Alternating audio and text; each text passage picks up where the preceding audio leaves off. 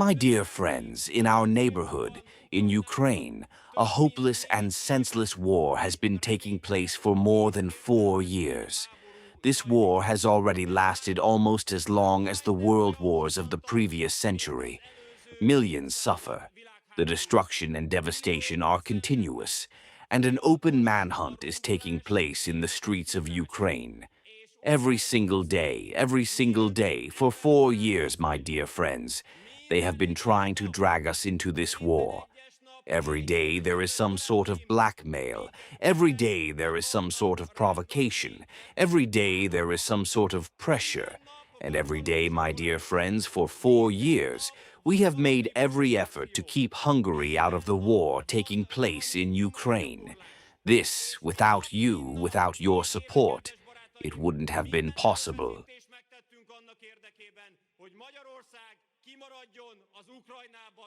And in the next period, it will be exactly like this. Brussels is preparing for a long war against Russia.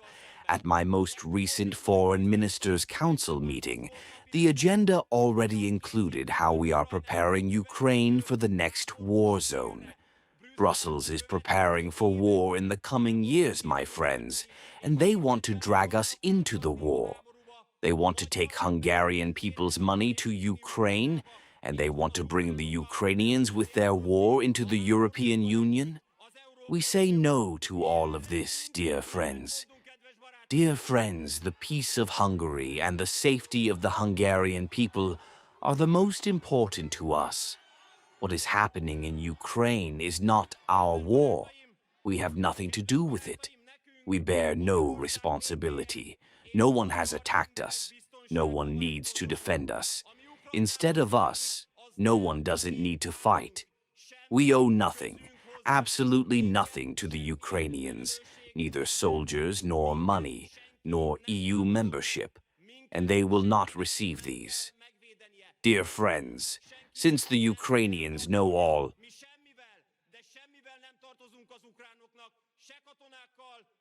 this precisely, therefore more than ever, before rougher, more open, and more shameless intelligence agency interference is taking place in the Hungarian electoral process. Zelensky sent his agents here. Zelensky activated his spies. Zelensky made Hungary his operational area.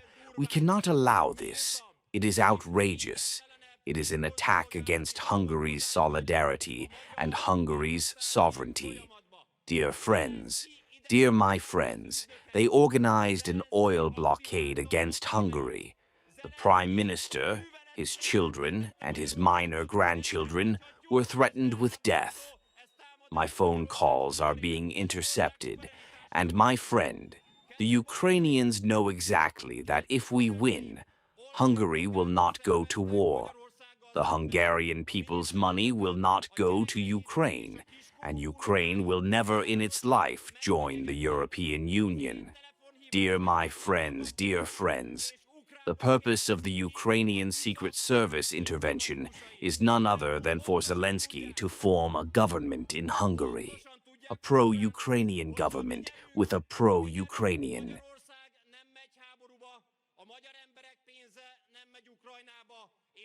Prime Minister, but we will not allow this.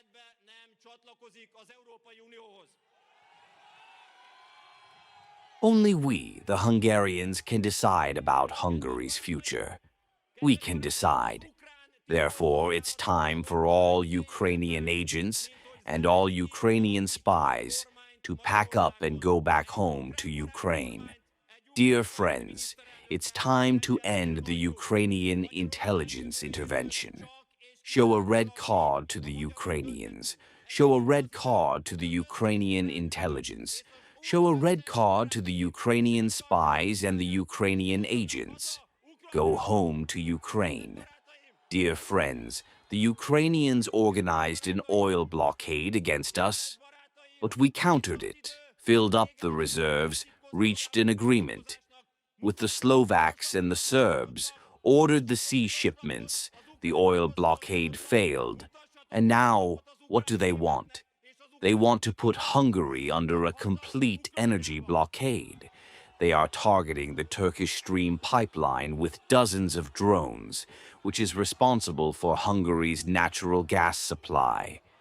Dear friends, in the current situation, this is a double crime against Hungary. Due to the Iranian war, Arab oil is not coming to Europe, and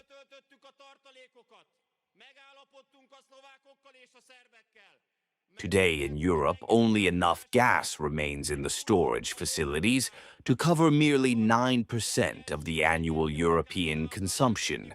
Organizing an energy blockade against Hungary in such times outrageous, a double crime, and we will not allow them to do this either. Dear friends, with our neighbors, the Serbs and the Slovaks, we are building new pipelines to ensure Hungary's energy supply, and we will fight for cost reduction.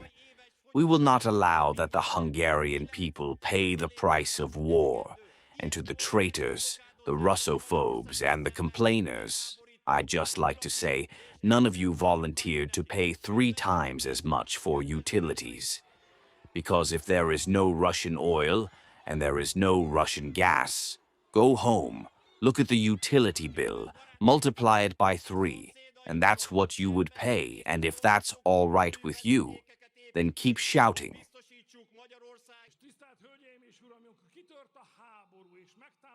And ladies and gentlemen, when the war broke out and Ukraine was attacked, Hungary let in all fleeing Ukrainians.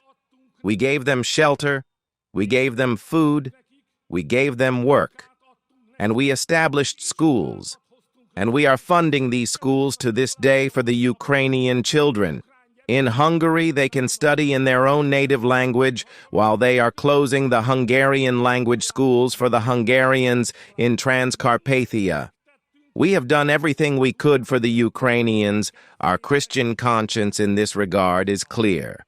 And we are not offended that in the meantime they are ungrateful and demanding and want things that would ruin Hungary. With a person in trouble, we do not shake our fists, even if it threatens us. But we say clearly, dear Ukrainians, we will not ruin Hungary for your sake. We will not give our children, we will not give our sons, our weapons, and we will not give our money either. And I see that the Ukrainians, they have turned Hungary into an operational area.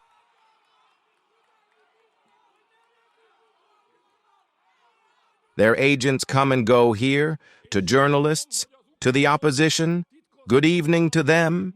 They come and go as if it were a thoroughfare. Ladies and gentlemen, the Ukrainians provide money, support, financial grants, IT systems, and political support to the TISA, so that in Hungary, a pro-Ukrainian government can be formed. Whistle at this back there, dear TISA supporters. Whistle at this. You are pushing the Ukrainians' cart, and not the Hungarians you are standing with. You want a pro-Ukrainian government, and you don't want to take Hungarians' money to Ukraine. This is the truth. Since you have come, then let's tell them.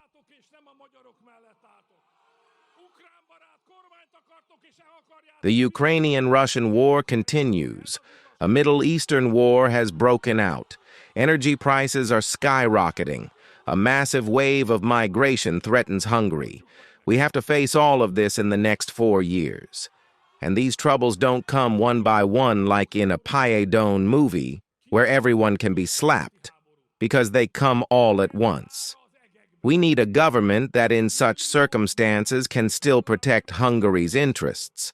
And I can tell you, dear residents of Gyor, that staying out of the war doesn't just mean that you don't want war. Well, there isn't a sane person in the whole of Hungary, in my opinion, not even one, not even over there, who would want war. The question is, who is capable of saying no to war? Because we have to say no to war against Europe.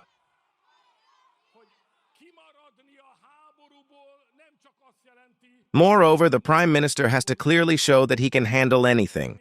Bullets won't stop him, the agitators are making noise in vain, and Zelensky's threats are futile too.